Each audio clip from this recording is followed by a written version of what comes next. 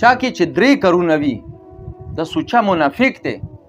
اگر چې د مونځ کوي روژه نیسي او دې ګمان کې چې زه مسلمان یم خو دی بیا مسلمان نه دی، دا سوچا منافق دی. اول نمبر چې چا سره واده وکړي د وعدې خلاف ورزي کوي. نن سبا تاسو مشرې باندې نظر واچي څوک چې چا سره واده وکړي بیا یې نه پوره کوي.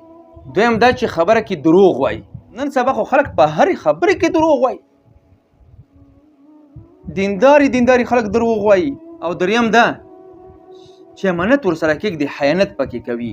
امانت صرف دې ته نه وایي چې تا سره 4 روپۍ کېدولې دي ته د حفاظت وکړي، بلکې امانت دې ته وایي چې سترګې تا سره امانت دي غلط به نه استعمالوي، لاسونه تا سره امانت دي غلط به نه استعمالوي، غوږونه تا سره امانت دي غلط به نه استعمالوي، خپې تا سره امانت دي غلط به نه استعمالوي، شرمګاه تا سره امانت دي غلط به نه استعمالوي. نن سبا څوک دی چې هغه په خپلو اعضاو کې خیانت نه کوي؟ څوک دی داسې چې خپل سترګې صحیح استعمالوي، غوږونه صحیح استعمالوي، لاسونه صحیح استعمالوي؟